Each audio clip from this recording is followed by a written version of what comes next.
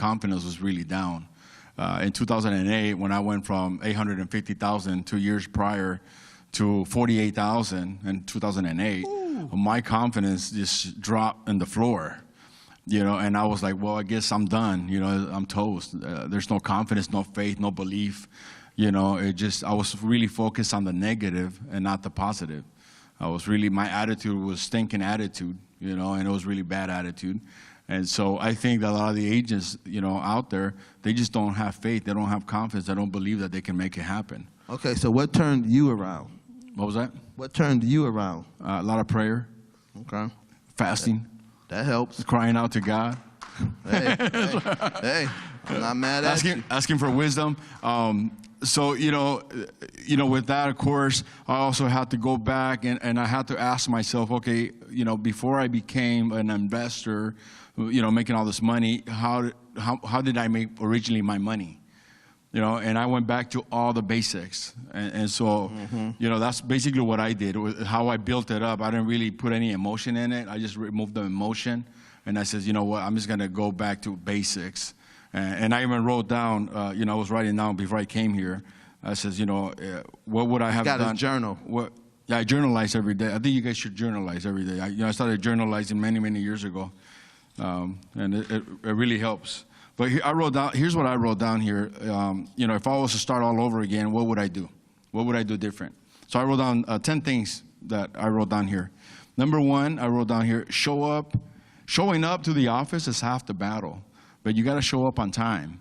I think I see too many agents in our company. They show up around, even in my company, guys, and we're a strong company there. They show up around 9, 10 o'clock. 11, some of them are strolling around 11 o'clock, so they don't show up on time. We show up at the wrong time, so showing up on time every day. That's what I wrote down. Number two, I wrote down here, it's all about numbers. So you really got to track every number from the time you walk into that office to the time that you leave because you're at work. If you look at the NFL draft or all the professional players, they all get paid their money by their numbers. That's it. Nothing else. Performance. It's everything performance-based, right? So as realtors, the same thing. We're all basically performance-based. We got to look and track our numbers. So I would be tracking my numbers from the get-go. If you're not doing that, I'm telling you, just shoot me an email. I'll give you that form. You can come and visit me. You come to my office if you want. I invite you.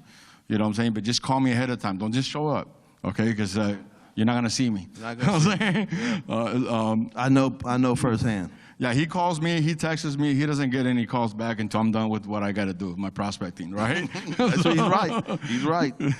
I forget. Number three, I wrote down here, it's about customer service. I think a lot of times, we don't serve the people the way we're supposed to serve them. And we're the professionals. We're the ones that they're hiring us. We're supposed to serve them.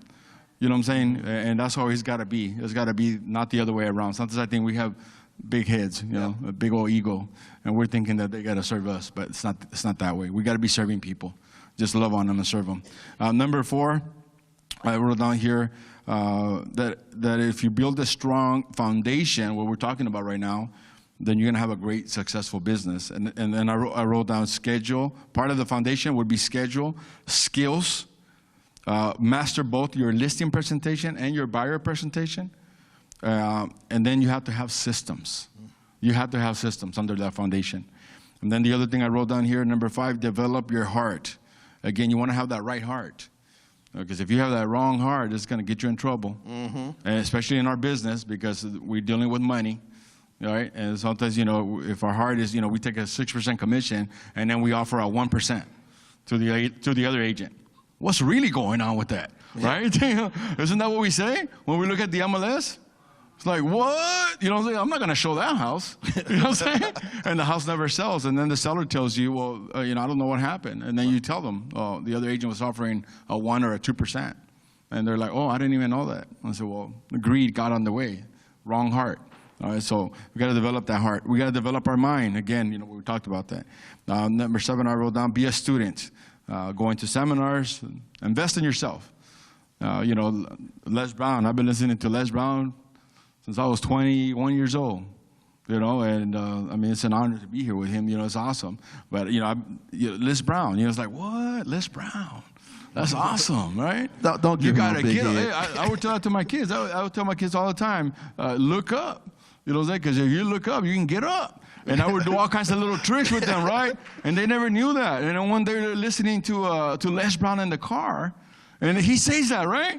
And they're like, hey, that's where you got that from. They said, and they didn't even know that, you know.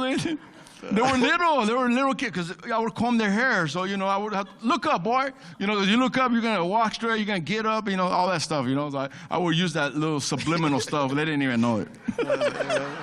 We as parents do that to kids. Then they grow up and they get smarter than us. Yeah. And then they start using it against us. Be a student. Number 8, work on your business. Like I said earlier, not just in it, but, you know, we got to be smart. We got to get smarter. We got to work on it, not just in it. Number 9, hire talent. That's, you know, we talked about a little bit about having a team. And then lastly, I put hire a coach. If you can't afford one, then just grab a good agent or someone that's producing more than you are. You can find them in your office. You can find them in the community. Yeah, you can call David. All right, and take them to lunch. You know what I'm saying? I did that when I was starting. I would take out a different superstar. You know, I was at Mulholland Realtors. Remember Mulholland Realtors? Yeah, oh yeah. Oh yeah. So Mulholland. Back in the day, man. Yes. You're dating yourself, dude. Yes. 23 years. But, you know, that was, you know, these guys, you know, I would call them up, say, hey, you know, I want to pick your mind. You know, can I take you to, I'll buy you lunch, man. You pick the spot, you know. And there you go. And I would just write all these questions. Investing. Okay, a couple more questions, and then we'll bring on a man. Okay, so you did touch a little bit about coaching, and the name of my company is Neyline Real Estate Coaching and Training, hence the coaching part. How long have you been getting coached? Or when did you start coaching, and how long have you been getting coached? Man, I would say probably the last, seriously, I would say the last 12 years. This is probably 2000. I started 14 years. I would have been coaching. So is it safe to say that you probably have spent over $200,000 coaching? I haven't calculated, man. Don't scare me. You didn't track that? Yeah, I didn't track that. But a lot of money, yeah. A lot of money. But you've made and earned a lot of money. Yeah. I mean, I guess I was thinking that the other day. I was like, man, I should figure out how much money I made in real estate in the last 23 years. It's got to be around, I don't know, 2-3 million, I guess, the last 23 you probably years. made more than that. I don't know. I haven't figured it out. You know a lot. You made a lot more than that. Yeah. I can tell you that.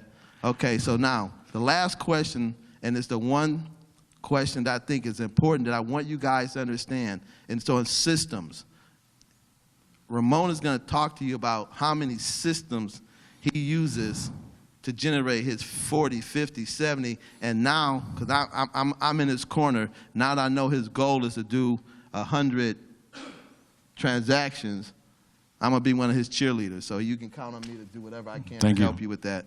What systems are you using? I know you're a big expired guy. Yeah. You do old and new expireds. Right. You do for sale by owners. Yes. You got your database. Yes. You send out your birthday cards and referrals. Right. That's correct. Okay, anything else? The internet, all the internet leads. All the internet leads. Right. Remember what I said, top producing real estate agents generally run 8, 9, 10, 12 systems at a time to generate their business. If you're only doing 1 or 2 systems, you're only going to make a small amount of money. You're only going to do 3 or 4, 5, 6 deals. What's your number one system that brings you the most transactions? Is it your internet leads? Right now, we're saying the internet leads right now. Okay, and what's second? Right. Well, see, the internet leads just bring in the lead. Right. However, if I don't prospect, right, and if I don't follow up, and if I don't follow the system, it's just a dead lead. It's just a dead lead. It's everybody's lead. Okay, let's talk about leads real quick. Do you put an expiration date? Does everybody know what the expiration date on your lead is? Okay, if you're not, I'll explain it to you. When you get a lead, a lot of top producing real estate professionals will put an expiration date on that lead. And that date is, I'm looking for a lead of someone who's going to do business within 7 days, within 14 days. I'm not looking for the individual who, yeah, I'm going to buy next year. Well, damn, next year is what? 11 months away. I'm not looking for them.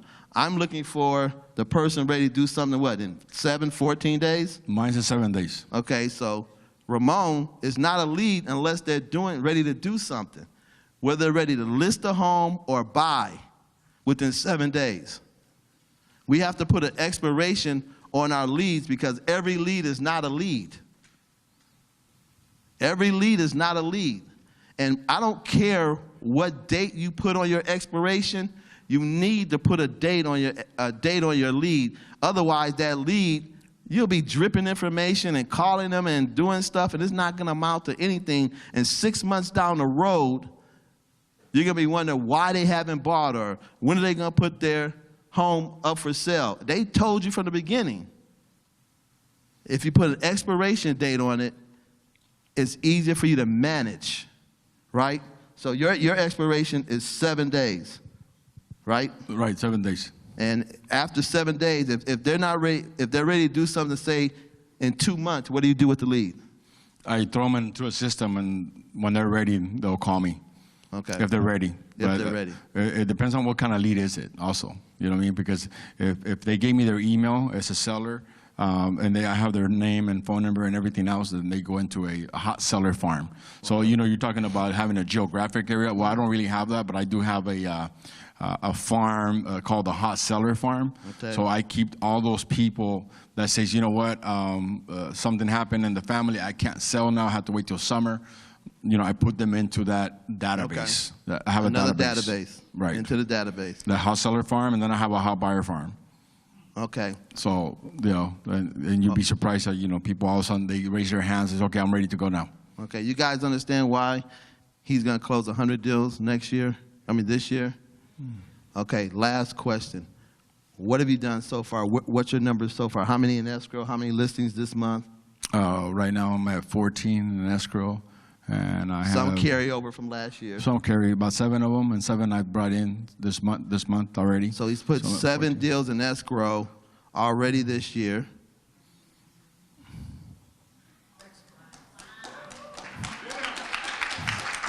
How many listings? I've taken 3 listings this month. Taking 3 listings. Yeah. And he's still got a week left.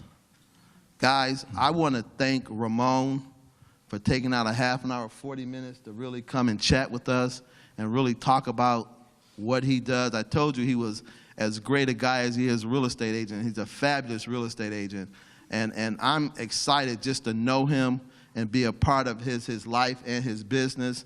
And I just want you to know if there's anything I can do for you, you know, just need to break bread with somebody or just need to have a conversation, you know, whatever, just give me a call. I'm there for you. I need 100 deals. Okay, we're going to make that happen. We're going to talk. We're going to talk. Hey, I need 100 title. Yeah. I need 100 titles, so we'll talk. So we'll make that happen. We will make that happen. Guys, with that said, we're going to take a 2-minute break. Let's give Ramon an incredible round of applause. All right? Thank you again. I know that you took out all this time in your schedule. You are my man, dude. I really appreciate it. Anybody have any questions? They'll take a couple questions. Any questions? Just Anybody? a couple real quick questions. Hold on, let me bring the mic so everybody can hear. You're not going to get stage fright, right? You okay? I'm good. Okay, just checking. You know, just checking. You know, I'm piloting this ship. I'm turning it over to my co-pilot. Yes. Question for when you door knock, are you door knocking around just listed? Or are you doing just sold? No, I'm going to be door knocking expires and FISBOs. And then what I'll do is I'm going to hit, you know, since I'm already there, I might as well hit, you know, probably another 5, 5, and 10 in front. Yeah. Hi, I'm Emily Hart Hollyfield from Compton, California, Amen. and I represent the Compton Business Chamber of Commerce. Yes. And I didn't hear anyone hit on starting up your business, the qualitative person that you're looking for with ethical standards, because that's very, very interesting and very important in starting up your business. I didn't hear anyone hitting on those points telling what kind of people do you look for when you're beginning your business, because your beginning a business is based upon a foundation. And if you get the wrong person in there, then you have problems from the beginning. I will address that. I will address that in my closing comments because that's important.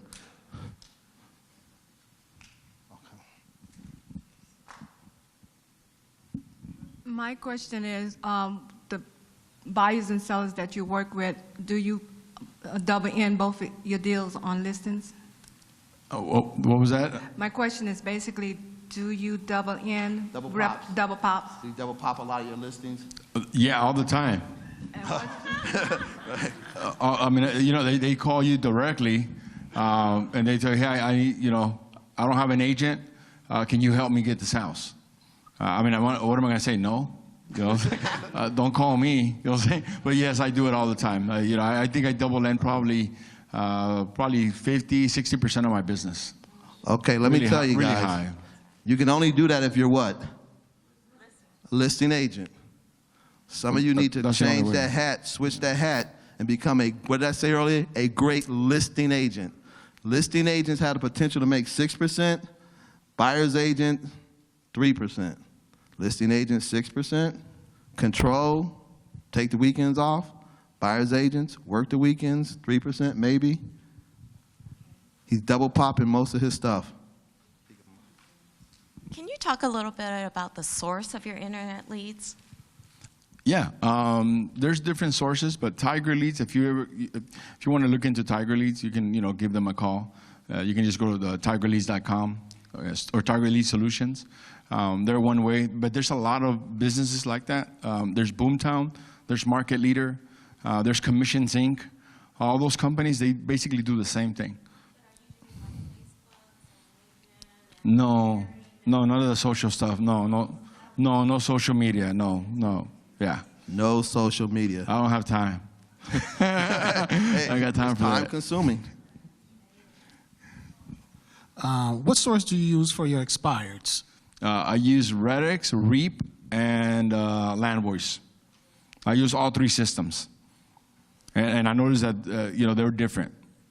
That's why I use all three of them, because I noticed that sometimes what I get in Redx, I won't get it on LandVoice. What I get on LandVoice, sometimes it's not on Redx. What I get on Reap, sometimes it's not on either one of the other ones. So I just kind of hit them all. I always have a trash can next to me when I'm prospecting, because you get a lot of wrong numbers. I'm not going to waste time, so I just throw them away, go to the next one. Yeah. 2 more questions, and then we got to move on. Do you use an automatic dialer or do you just dial it yourself? I'm old school. Auto? Okay. Old school. But I'm going to go with the Mojo. I'm looking at probably next month getting into Mojo. So Mojo's a good dialer, automatic dialer. What part does your son play in your business? What was I didn't hear. What part does your son play in the business? Oh, my son. He's basically the runner, put on the lock boxes. He's a major in visual effects. So he's the one that takes all the pictures of all the properties. He's got a really nice camera. He goes around. He makes sure all the pictures are done correctly. He does all the flyers. Pretty much, he's like my wife's assistant. Yeah.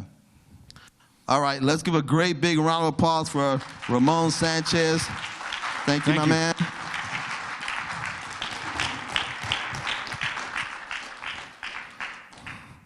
Well, I like to think that you all came out to hear me. I know that's not true. But I'm about to bring up the legend himself. For all you guys who don't know who Mr. Les Brown is, Les Brown has been a motivational speaker, a trainer, a coach, a radio and TV personality. What hasn't the man done in his 44-year career? Toastmasters voted him one of the 5 best speakers in the last 30, 40 years. And that's saying a lot because he beat out some powerhouses. He beat out the great Jim Rohn and Zig Ziglar and Tony Robbins. And it's an honor for me to have a relationship with him, to learn from him, to be mentored, coached, and trained by him. And I'm excited that he took off time in his busy schedule. You got to understand, he gets 3,000 requests a year.